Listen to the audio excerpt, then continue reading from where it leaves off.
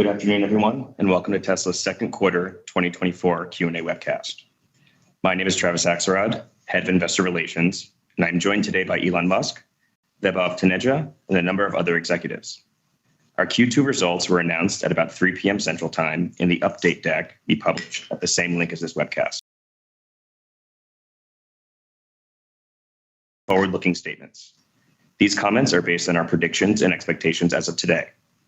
Actual events or results could differ materially due to a number of risks and uncertainties, including those mentioned in our most recent filings with the SEC. On YouTube. During the question and answer portion of today's call, please limit yourself to one question and one follow-up.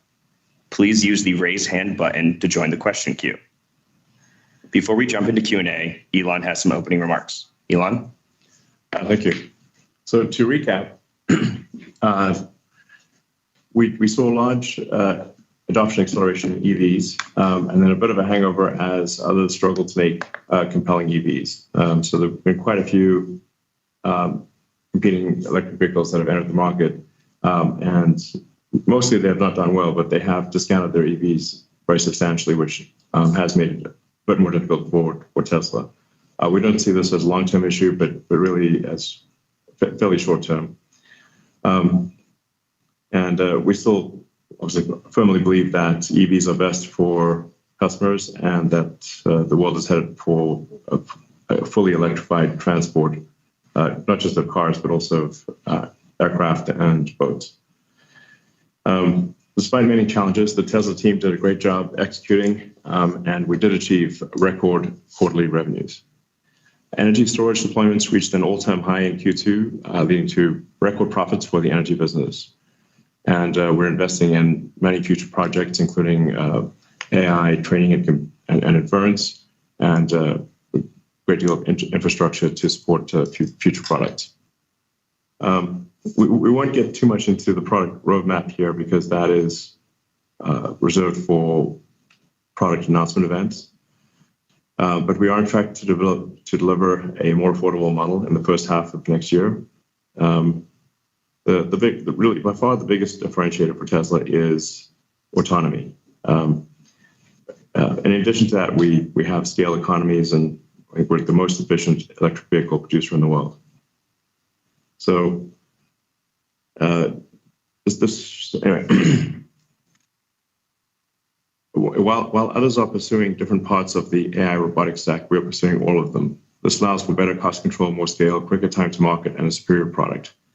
Applying not just to autonomous vehicles, but to autonomous humanoid robots like Optimus. You can tell he was reading a script, and then he went off track, and now he's back on the script. And robotaxi. We've made a lot of progress with Full Self-Driving in Q2, and with version 12.5 beginning rollout, we think customers will experience a step change improvement in how well supervised Full Self-Driving works. Version 12.5 has 5 times the parameters of 12.4 and will finally merge the highway and city stacks. So the highway stack is still, at this point, is pretty old. So often the issues people encounter are on the highway, but with 12.5, we finally merged the 2 stacks. I still find that most people actually don't know how good the system is. And I would encourage anyone to understand the system better to simply try it out and let the car drive you around.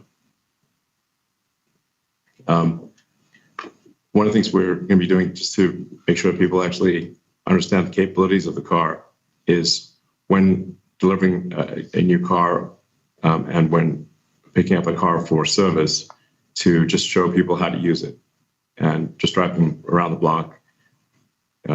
Once people use it at all, they tend to continue using it. So it's very compelling, and then this, I think, will be a massive demand driver. Even unsupervised Full Self-Driving will be a massive demand driver. And as we increase the miles between intervention, it will transition from supervised Full Self-Driving to unsupervised Full Self-Driving, and we can unlock massive potential in the fleet. we postponed the sort of robotaxi or the sort of product unveil by a couple months, where it's shifted to 10/10, so the 10th of October. And this is because I wanted to make some important changes that I think would improve the vehicle, the sort of the robotaxi, the main thing that we're going to show, and we're also going to show off a couple of other things. So moving it back a few months allowed us to improve the robotaxi, as well as add in a couple other things for the product unveil.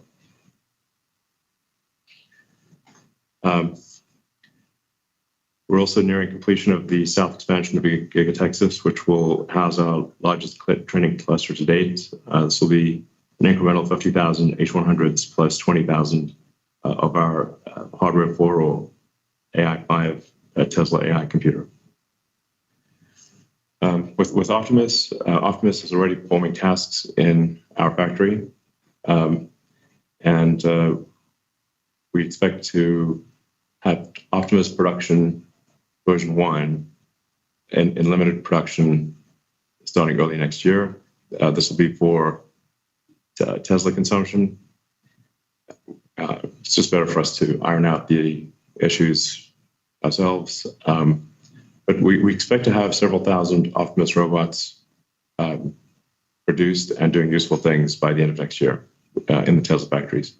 And then in 2026, ramping up production quite a bit. And at that point, we'll be providing Optimus robots to outside customers. That'll be production version 2 of Optimus. For the energy business, this is growing faster than anything else. We're really demand constrained rather than production constrained. So we're ramping up production in our US factory, as well as building the Megapack factory in China that should roughly double our output. Maybe more than double, maybe triple potentially. So in conclusion, we're super excited about the progress across the board. We're changing the energy system, how people move around, how people approach the economy. The undertaking is massive, but I think the future is incredibly bright. I really just can't emphasize just the importance of autonomy for the vehicle side and for Optimus. Although the numbers sound crazy, I think Tesla producing at volume with unsupervised FSD, essentially enabling the fleet to operate like a giant autonomous fleet, and it takes the valuation, I think, to some pretty crazy number. ARK Invest thinks on the order of $5 trillion. I think they're probably not wrong. And long-term Optimus, I think, achieves a valuation several times that number. I want to thank the Tesla team for strong execution and looking forward to exciting years ahead. Great. Thank you very much, Elon. And Vaibhav has opening remarks as well. Thanks. James, I'll choose Tesla. The Tesla team rose to the occasion yet again and delivered on all fronts with some notable records. In addition to those records, we saw our automotive deliveries go sequentially. I would like to thank the entire Tesla team for their efforts in delivering a great quarter. On the auto business front, affordability remains a top of mind for customers, and in response, in Q2, we offered attractive financing options to offset sustained high interest rates. These programs had an impact on revenue per unit in the quarter. These impacts will persist into Q3 as we have already launched similar programs. We're now offering extremely competitive financing Tesla's dropping now. in most parts of the world. This is the best time to buy a Tesla. I mean, if you're waiting on the sidelines, come out and get your car. We had a record quarter on regulatory credits, revenues, and as well. On net, our auto margins remained flat sequentially. It is important to note that the demand for regulatory credits is dependent on other OEMs' plans for the kind of vehicles they're manufacturing and selling, as well as changes in regulations. We pride ourselves to be the company with the most American-made cars and are continuing our journey to further localize our supply chain, not just in the US, but in Europe and China, as well for the respective factories. As always, our focus is on providing the most compelling products at a reasonable price. We have stepped up our efforts to provide more trims that have estimated range of more than 300 miles on a single charge. We believe this, along with the expansion of our supercharging network, is the right strategy to combat range anxiety. Since the revision of FSD pricing in North America, we've seen adoption rates increase meaningfully and expect this to be a driver of vehicle sales as the feature set improves further. Cost per vehicle declined sequentially when we remove the impact of Cybertruck. While we are experiencing material costs trending down, note that there is latency on the cost side, and such reductions would show up in the P&L when the vehicles built with these materials get delivered. Additionally, as we get into the second half of the year, it is important to note that we are still ramping Cybertruck and Model 3 and are also getting impacted by varying amounts of tariffs on both raw materials and finished goods. While our teams are working feverishly to offset these, unfortunately, it may have an impact on the cost in the near term. We previously talked about the potential of the energy business and now feel excited that the foundation that was laid over time is bearing the expected results. Energy storage deployments more than doubled, with contribution not just from Megapack, but also Powerwall, resulting in record revenues and profits for the energy business. An energy storage backlog is strong. As discussed before, deployments will fluctuate from period to period, with some quarters seeing large increases and others seeing a decline. Recognition of storage gigawatt hours is dependent on a variety of factors, including logistics timing, as we send units from a single factory to markets across the world, customer readiness, and in case of EPC projects on construction activities. Moving on to the other parts of the business, service and other gross profits also improved sequentially from the improvement in service utilization and growth in our collision repair business. The impact of our recent reorg is reflected in restructuring and other on the income statement. Just to level set, this was about $622 million of charge, which got recorded in the period. And I want people to remember that we've called it out separately on the financials. Sequentially, our operating expenses, excluding such charges, reduced despite an increase in spend for AI-related activities and higher legal and other costs. On the CapEx front, while we saw a sequential decline in Q2, we still expect the year to be over $10 billion in CapEx as we increase our spend to bring a 50K GPU cluster online. This new cluster will immensely increase our capabilities to scale FSD and other AI initiatives. We reverted to positive free cash flow of $1.3 billion in Q2. This was despite restructuring payments being made in the quarter, and we ended the quarter with over $30 billion of cash and investments. Once again, we've begun the journey towards the next phase for the company, with the building blocks being placed. It will take some time, but will be a rewarding experience for everyone involved. Once again, I would like to thank the entire Tesla team for their efforts. Great. Thank you very much, Vaibhav. Now let's go to investor questions. The first question is, what is the status on the Roadster? With respect to the Roadster, we've completed most of the engineering, and I think there's still some upgrades we want to make to it, but we expect to be in production with the Roadster next year.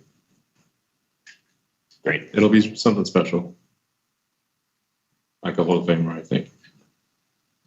Fantastic. The next question is about timing of Robotaxi event, which we've already covered. So we'll go to the next question. When do you expect the first Robotaxi ride? I guess that's really just a question of when do I expect the first, when can we do unsupervised full self-driving?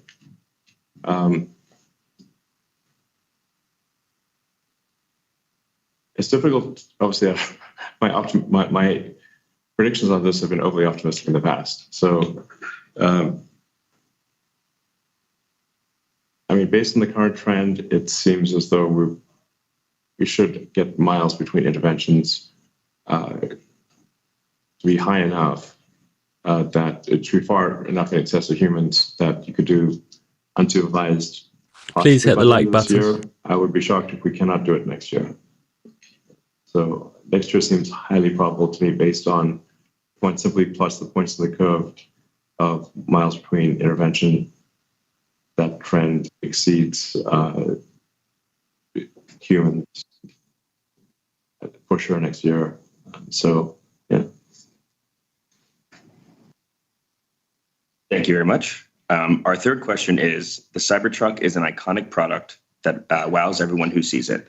Do you have plans to expand the cyber vehicle lineup to a cyber SUV or cyber van? I think we want to limit product announcements to when we have a specific product announcement event rather than earnings calls. Great, thank you. Our next question is, what is the current status of 4680 battery cell production and how is the ramp up progressing? Yeah. 4680 production ramped strongly in Q2, delivering 51% more cells than Q1 while reducing COGS significantly. We currently produce more than 1,400 Cybertrucks of 4680 cells per week, and we'll continue to ramp output as we drive costs down further towards the cost parity target we set for the end of the year. We've built our first validation Cybertruck with dry cathode process made on our mass production equipment, which is a huge technical milestone, and we're super proud of that. We're on track for production launch with dry cathode in Q4, and this will enable cell costs to be significantly below available alternatives, which was the original goal of the 4680 program. Great. Thank you very much. The next question is, any update on Dojo? Yeah, so Dojo, I should preface this by saying I'm incredibly impressed by NVIDIA's execution and the capability of their hardware. And what we are seeing is that the demand for NVIDIA hardware is so high that it's often difficult to get the GPUs.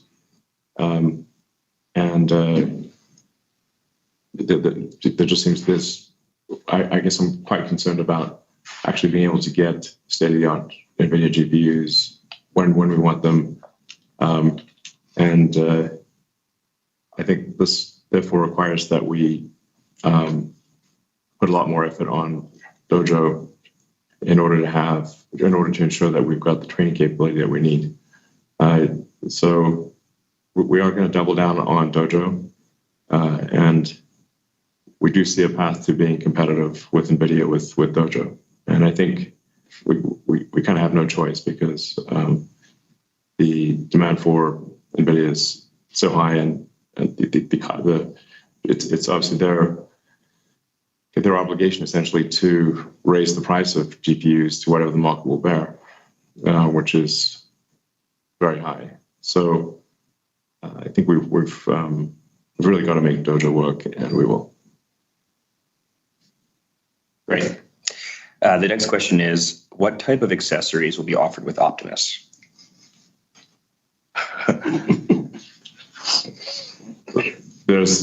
Optimus is intended to be a generalized humanoid robot with a lot of intelligence.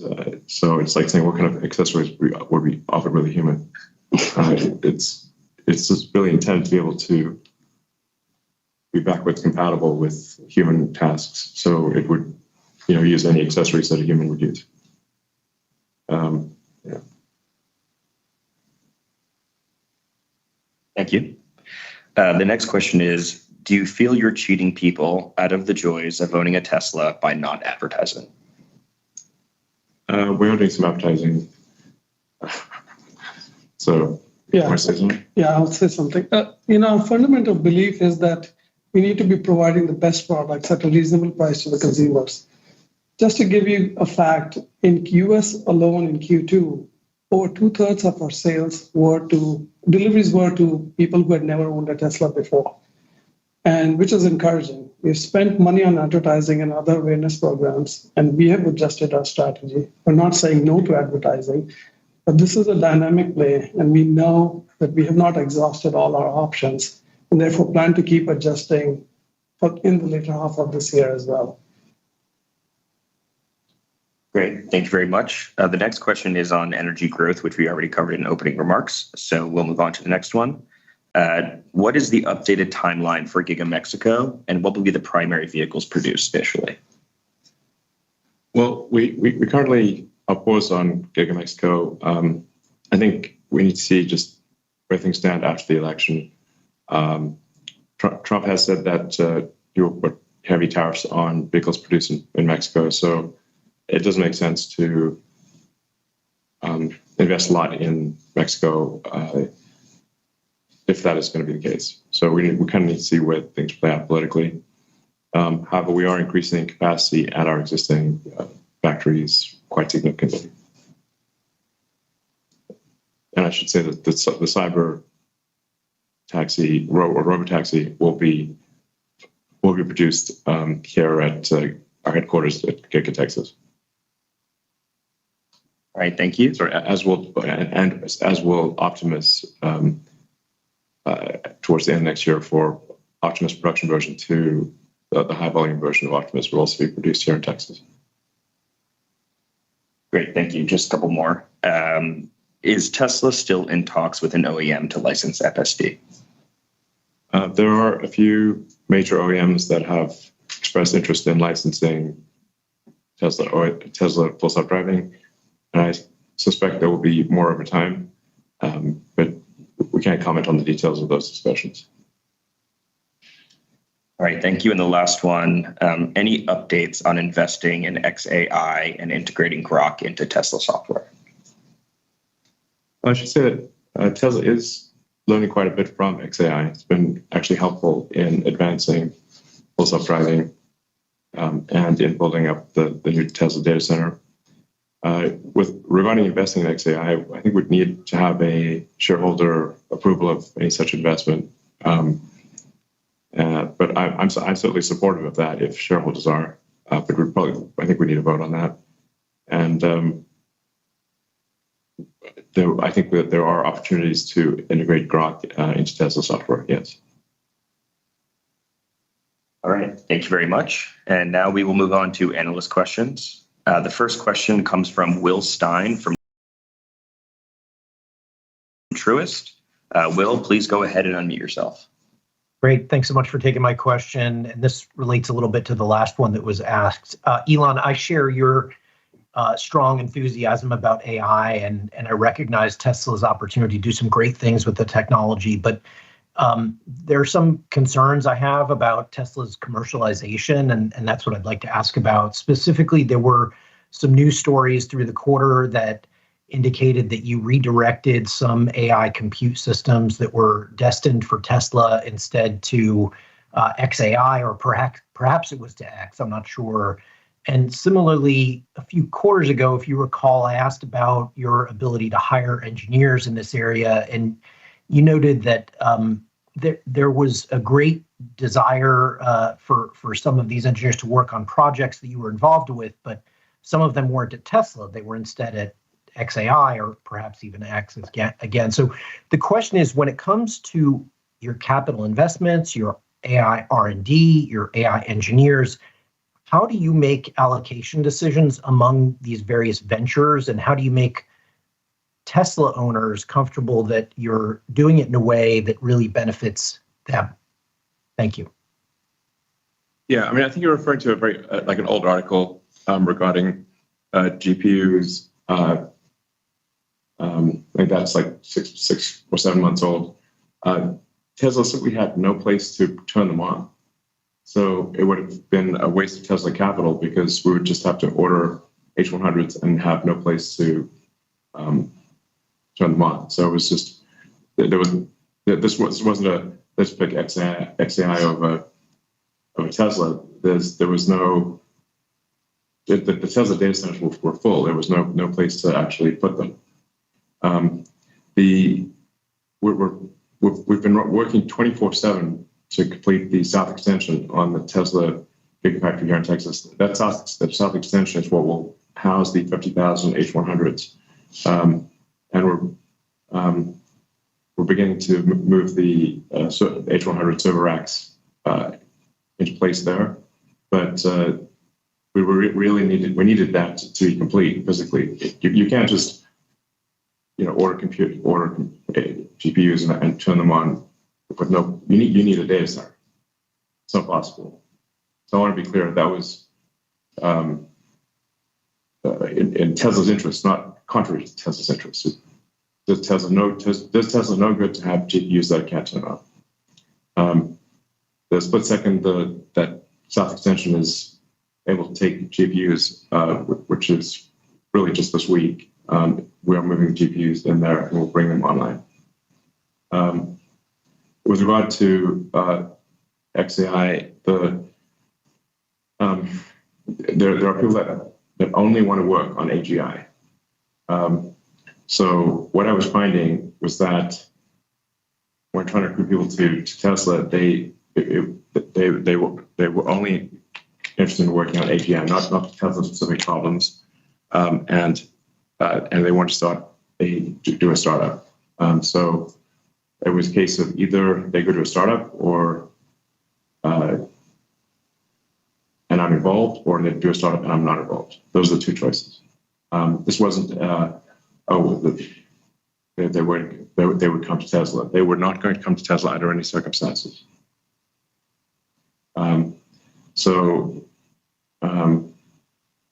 Yeah.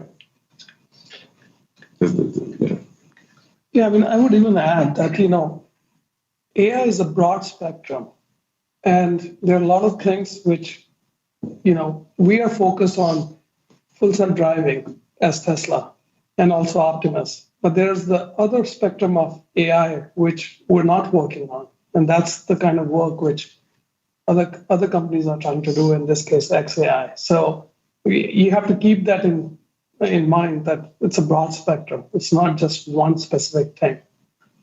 Yeah, and once again, I want to just repeat myself here. I tried to recruit them to Tesla, including to say, you can work on AGI if you want, and they refused. Only then was XAI created. I really appreciate that clarification. If I can ask one follow-up, it relates to the new vehicles that you're planning to introduce next year. I understand this is not the venue for product announcements, but when we think about the focus, I've heard on the one hand that the focus is on cost reduction. On the other hand, you also said that the Roadster would come out. Should we expect other, maybe more limited variants, similar to the cars that you make today, but with some changes or improvements or different, some other variability in the form factors? Should we expect that to be a significant part of the strategy in the next year or two?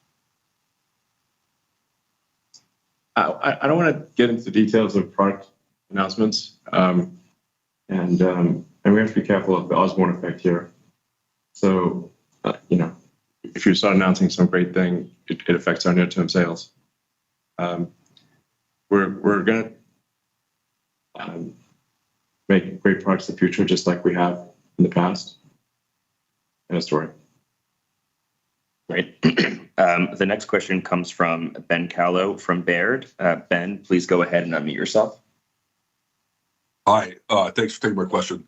When we think about revenue contribution and with energy growing so quickly and, Optimus on the come, how do we think about, the overall segments longer term? And then do you think that auto revenue will fall below 50% of your overall revenue? And then my follow-up is just on the last call, you talked about distributed compute on your new hardware. Could you just update us and talk a little bit more about that, the timeline for it, and how you would reward customers for letting you use their compute power in their cars? Thanks. Yeah, I mean, as I've said a few times, I think the long-term value of Optimus will exceed that of everything else at Tesla combined. So it's simply, if you just simply consider the usefulness, utility of a humanoid robot that can do pretty much anything you ask of it, I think everyone on Earth is going to want one. There's 8 billion people on Earth, so that's 8 billion right there. Then you've got all of the industrial uses, which is probably at least as much. if not way more. So I suspect that the long-term demand for general-purpose humanoid robots is in excess of 20 billion units. And Tesla has the most advanced humanoid robot in the world, and is also very good at manufacturing, which these other companies are not. And we've got a lot of experience the most experience. We're the world leaders in real-world AI. So we have all of the ingredients. I think we're unique in having all of the ingredients necessary for large-scale, high-utility, generalized humanoid robots. That's why, my rough estimate long-term is in accordance with the ARK Invest analysis of, a market cap of on the order of 5 trillion for maybe more for autonomous transport. And it's several times that number for general purpose humanoid robots. At that point, I'm not sure what money even means. But in the benign AI scenario, we're headed for an age of abundance where there is no shortage of goods and services. Anyone can have pretty much anything they want. It's a very wild future we're headed for. On the distributed compute? Yeah, distributed compute. That seems like a pretty obvious thing to do. I think where the distributed compute becomes interesting is with our next generation Tesla AI chip, which is hardware 5, or what we're calling AI 5, which is from the standpoint of inference capability comparable to a B200, an NVIDIA B200. And we're aiming to have that in production at the end of next year and scale production in 26.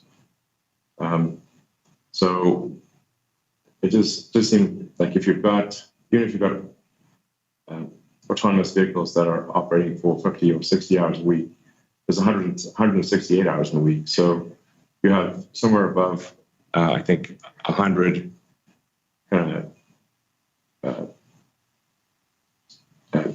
neural net computing. I think we need a better word than GPU, because GPU means graphics processing unit. So there's 100 hours plus per week of AI inference compute from the fleet, from the vehicles, and probably some percentage from the humanoid robots, that it would make sense to do distributed inference. And if there's a fleet of, at some point, 100 million vehicles with AI 5 and beyond, because you have AI 6 and 7 and whatnot, and there may be billions of humanoid robots, that is just a staggering amount of inference compute that could be used for general purpose computing. It doesn't have to be used for the humanoid robot or for the car. So I think that's a pretty obvious thing to say, like, well, it's more useful than having to do nothing. All right, thank you. The next question comes from Alex Potter from Piper. Alex, please go ahead and unmute yourself.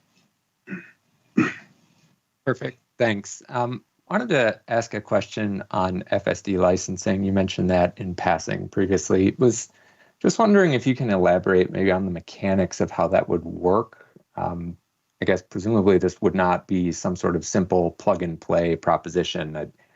Presumably an OEM would need, several years to develop its own vehicle platform that's based on FSD.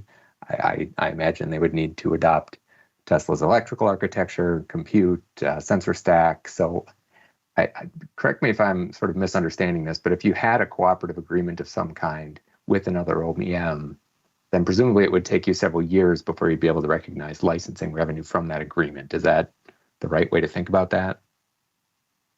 Yes. The OEMs do not move fast. There's not really a sensor suite. It's just cameras. But they would have to integrate our AI computer and have cameras with a 360-degree view. And at least the gateway, like what talks to the internet and communicates with the Tesla system, with that you need kind of a gateway computer too. So it's really a gateway computer with cellular and Wi-Fi connectivity, the Tesla AI computer, and 7 cameras, or enough cameras to get a 360-degree view. But this will, given the speed at which the auto industry moves, it would be several years before you would see this in volume. Okay, good. That's more or less what I expected. So then the follow-up here is, if you did sign an FSD licensing agreement with another automaker, when do you think you would disclose that? Would you do it right when you sign the agreement, or only after that multiple years has passed and the vehicle is ready to be rolled out? I think it depends on the OEM. I guess we'd be happy either way. Yeah, it depends on what kind of arrangement we enter into. A lot of those things we've not ironed those out yet. So we'll make that determination as and when we get to that point. And the kind of deals that are obviously relevant are only if some OEM is willing to do this in 1 million cars a year or something significant. It's not if it's like 10,000 or 100,000 cars a year. We could just make that ourselves. All right, thank you. The next question comes from Dan Levi from Barclays. Dan, please go ahead and unmute yourself. Hi, good evening. Thanks for taking the questions. First, wanted to start with a question on Shanghai. You've leveraged Shanghai as an export center, really due to its low cost, and that makes sense. But maybe you can just give us a sense of how the strategy changes, if at all, given the implementation of tariffs in Europe. Also, to what extent your import of batteries from China into the US, how that might change given the tariffs. Thank you. Yeah, I think I covered some part of it in my opening remarks, but just to give you a little bit more, just on the tariff side, the European authorities did sample certain other OEMs in their first round to establish the tariffs for cars being imported from China into Europe. While we were not picked up in our individual examination in the first round, they did pick us up in the second round. They visited our factory. We worked with them, provided them all the information. As a result, we are adjusting our import strategy out of China into Europe. One other thing to note is in Q2 itself, we started building right-hand Model Ys out of Berlin, and we also delivered it in UK. And, we're adjusting as needed, but, we will keep adjusting. We're still importing Model 3s into Europe out of Shanghai. And, we are still evaluating what is the best alternate to manage all this. Just on the examination by the European authorities, like I said, we cooperated with them well. We are confident that we should get a better rate than what they have imposed for now. But this is literally evolving, and we are adjusting as fast as we can with this. It is. I would also add that, because of this, you've seen the impact that Berlin is doing more imports into places like Taiwan, as well as, UK I just mentioned. So it will keep changing, and we will keep adapting as we go about it. Great, thanks. Yeah, thank you. As a follow-up, I wanted to ask about the robotaxi strategy, and specifically the shareholder deck here notes that the release is going to be one of the gating factors is regulatory approval. So maybe you could help us understand, which regulations specifically are the ones that we should be looking for. Is it FMVSS that's standard? And then, to what extent does the strategy shift you've done with FSD more of a nationwide, no boundary approach is the robotaxi approach one that's more geofenced, so to speak, and is more driven by a state-by-state approach? I mean, our solution is a generalized solution, unlike what everybody else has. If you see it like Waymo and whatnot, they have a very localized solution that requires high density mapping. It's quite fragile. So, their ability to expand rapidly is limited. Our solution is a general solution that works anywhere. It would even work on a different Earth. So if you rendered a new Earth, it would work on a new Earth. So there's capability. I think in our experience, once we demonstrate that something is safe enough or significantly safer than human, we find that regulators are supportive of deployment of that capability. It's difficult to argue with if you've got a large number of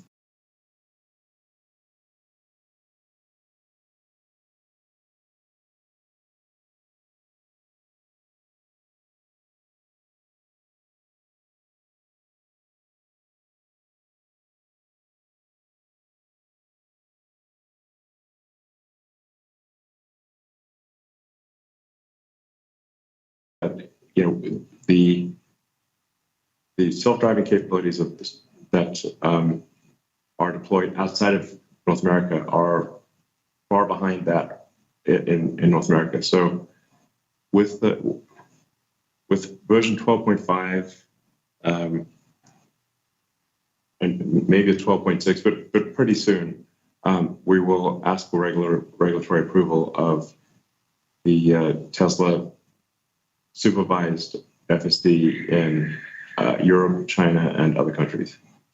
And I think we're likely to receive that before the end of the year.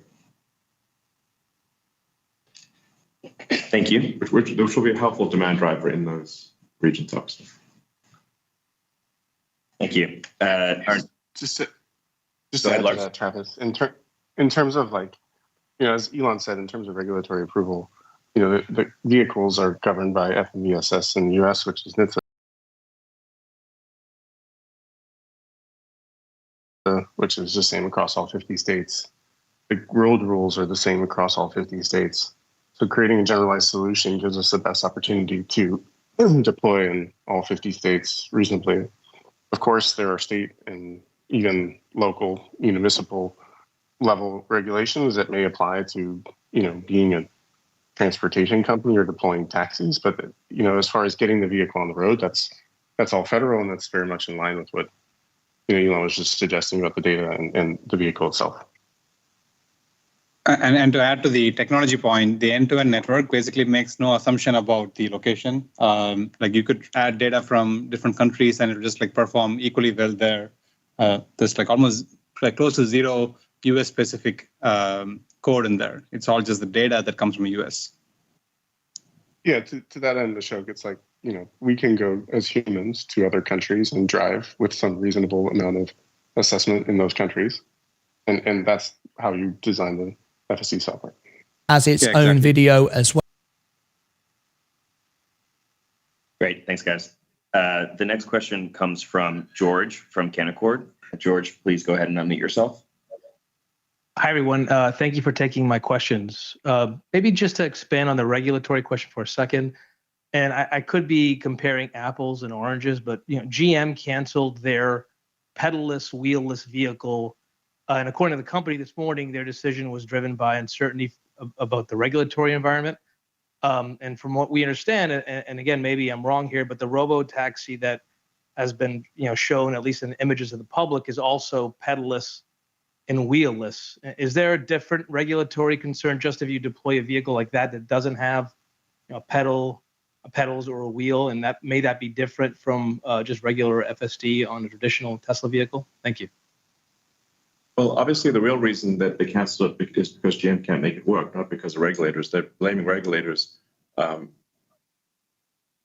That's misleading of them to do so, because Waymo is doing just fine in those markets. So it's just that their technology is not up to par. And maybe just as a follow-up, I think you mentioned that FSD take rates were up materially after you reduced the price. Is there any way you can help us quantify what that means exactly? Thank you. Yeah, I mean, we've shared we've seen a meaningful increase.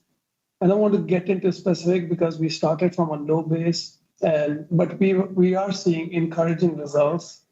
And the key thing here is, like Elon said, you need to experience it because words can't describe it till the time we actually use it.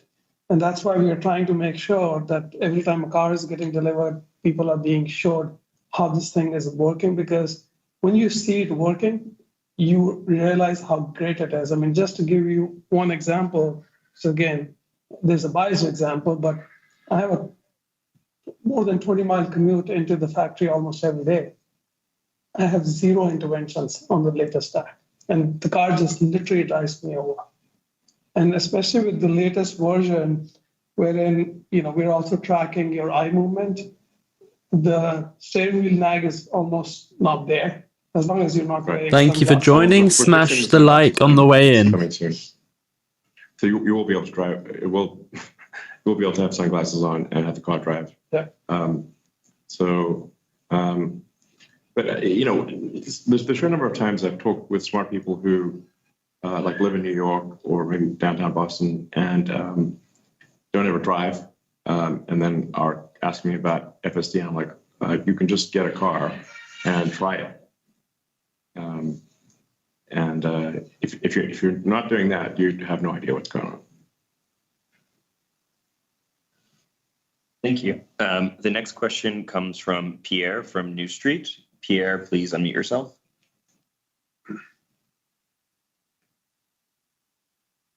Hey guys, thank you for taking my question. So it's on robotaxi again, and I completely get it that with a universal solution, we will get like regulatory approval. We get there eventually, clicking up miles and compute, etc. And my question is more, how you think about deployments? Because I'm thinking once you have a car that can drive everywhere, that can replace me. It can replace a taxi, but then to do the ride-hailing service, you need a certain scale. And that means a lot of cars on the road, and so you need an infrastructure to just maintain the cars, take care of them, etc. And so my question is, are you already working on that? Do you have already an idea of what like your plan to deploy looks like? And is that like a Tesla only plan, or are you looking at partners, local partners, global partners to do that? And I'll have a quick follow-up. Yeah, this would just be the Tesla network. You just literally open the Tesla app and summon a car, and we send a car to pick you up and take you somewhere. We'll have a fleet that's, I don't know, on the order of 7 million that are capable of autonomy soon. In the years to come, it'll be over 10 million, then over 20 million. This is immense scale. And the car is able to operate 24/7, unlike the human driver. So the capability to, there's this basically instant scale with a software update. And now this is for a customer-owned fleet. So you can think of that as being a bit like Airbnb. You can choose to allow your car to be used by the fleet, or cancel that and bring it back. It can be used by the fleet all the time. It can be used by the fleet some of the time, and then Tesla would share in the revenue with the customer. But you can think of the giant fleet of Tesla vehicles as like a giant sort of Airbnb equivalent fleet, Airbnb on wheels. Then in addition, we would make some number of cars for Tesla that would just be owned by Tesla and be added to the fleet.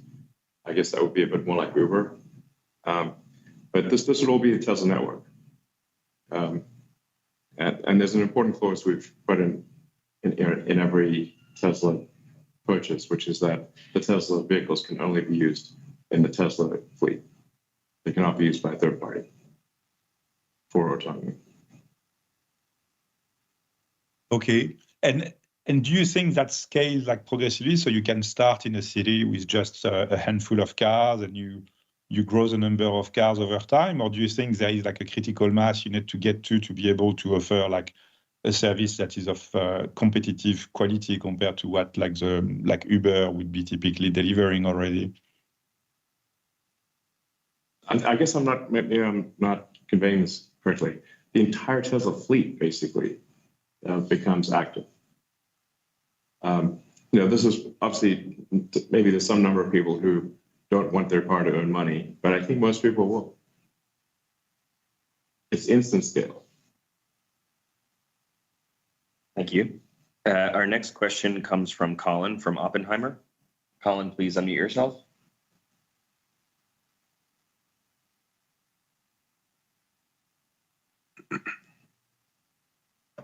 Sorry about that, guys. I've got two questions around energy storage. With the tight supply and the stationary storage, can you talk about your pricing strategy and how you're thinking about saturation in given geographies, given that some of these larger systems are starting to shift wholesale power markets in a pretty meaningful way quickly? So we are working with a large set of players in the market, and our pipeline is actually pretty long, and there's actually a long end in terms of where you enter into a contract to where delivery starts happening. And so far we have good pricing leverage, and I'll have Mike chime in on this too. Yeah, there's a lot of competition from Chinese OEMs, just like there is in the vehicle space. So we're in close contact with our customers and making sure that we're remaining competitive in where they're needing to be competitive to secure contracts to sell power and energy in the markets. We had a really strong contracting quarter and continue to build our backlog for 2025 and 2026. So we feel pretty good about where we are in the market. We realize that competition is strong, but we have a pretty strong value proposition with offering a fully integrated product with our own power electronics and site level controls. So yeah, and again, the aspect which people do not fully understand is that there's also a whole software stack which comes with our Megapack. Right. And that is a unique proposition which we have, which is only available to us, and we're using it with other stuff too. But that gives us a much more of an edge as compared to the competition. Yeah, we find customers that they can sort of put together a hodgepodge solution, and then sometimes they'll pick that solution, and then that doesn't work, and then they come back to us. Yeah, and we're not really seeing saturation on a global scale. There's little pockets of saturation in different markets, but we're more seeing that there's markets opening up given demand on the grid just continues to increase more than anyone expects. So that just opens up markets, really across the world in different pockets. Yeah, just even on the AI compute side, right? These GPUs are really power hungry, and the amount of new pipeline which we're getting for people for data center backup and things like that is increasing at a pretty large scale. Yeah. Thanks so much. And then the follow-up here is around the 4680 process technology, and the roll-to-roll process. There's some news around your equipment suppliers. Can you talk about how far along you are in potentially qualifying an incremental supplier around some of those critical process technology steps? Yeah, I can talk about that. As you're probably referring to the lawsuit that we have with one of our suppliers. Look, I don't think this is going to affect our ability to roll out 4680. We have very strong IP position in the technology, and the majority of the equipment that we use is in-house designed, and some of it's in-house built. And so we can take our IP stack and have someone else build it if we need to. So that's not really a concern right now. Yeah, I think people don't understand just how much demand there will be for grid storage. They really just, like, the people, I think, are underestimating this demand by probably orders of magnitude. So that the actual total energy output of, say, the US grid is, if the power plants can operate at steady state, is at least 2 to 3 times the amount of energy it currently produces. Because there are huge gaps. There's a huge difference in the from peak to trough in terms of energy or power generation. So in order for a grid to not have blackouts, it must be able to support the load at the worst minute of the worst day of the year, the coldest or hottest day, which means that for the rest of the time, the rest of the year, it's got massive excess power generation capability, but it has no way to store that energy. Once you add battery packs, you can now run the power plants at steady state. Steady state means that, you know, basically any given grid anywhere in the world can produce, in terms of cumulative energy in the course of a year, at least twice what it is currently producing. In some cases, maybe 3 times. All right, thank you. This is a very profound thing. Great. Thank you, Elon. The next question comes from Colin Langan from Wells Fargo. Colin, please unmute yourself. Oh, great. Thanks for taking my questions. Do you hear me? Yeah. Yeah. Oh, okay, good. Sorry. I guess we're going to ask, you know, if Trump wins, there's a higher chance that IRA could get cut. I think, Elon, you had commented online that Tesla doesn't survive on EV subsidies. But wouldn't Tesla lose a lot of support if IRA goes away? I think Model 3 and Y get IRA help for customers, and I think your batteries get production tax credits. So just one, can you clarify if IRA ends, you know, would it be a negative for your profitability in the near term? Why might it not be a negative? And then, you know, any framing of the current, you know, support you get IRA related.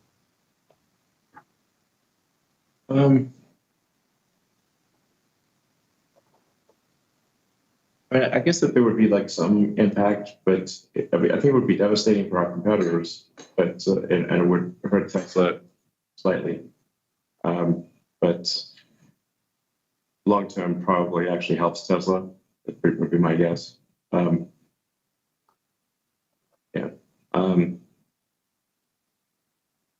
But and I've said this before on these calls. The value of Tesla overwhelmingly is autonomy. These other things are in the noise relative to autonomy. So I recommend anyone who doesn't believe that Tesla will solve vehicle autonomy should not hold Tesla stock. They should sell their Tesla stock. If you believe Tesla will solve autonomy, you should buy Tesla stock. And all these other questions are in the noise.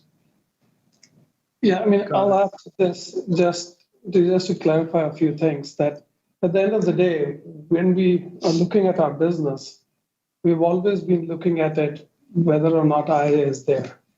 And we want our business to grow healthy without having any, you know, subsidies coming in, whichever way you look at it. And that's the way we have always modeled everything. And that is the way internally also, even when we're looking at battery costs, yes, IRA, there are manufacturing credits which we get, but we always drive ourselves to say, okay, what if there is no IRA benefit? And how do we operate in that kind of an environment? And like Elon said, we definitely have a big advantage as compared to our competition on that front. We've delivered it, and you can see it in the numbers over the years. Like, so there is, you cannot ignore the fundamental sides of the business. And then on top of it, once you add autonomy to it, like Elon said, it becomes meaningless to even think about the short term. Okay. I think that's unfortunately all the time we have for today. We appreciate all of your questions. We look forward to talking to you next quarter. Thank you very much and goodbye.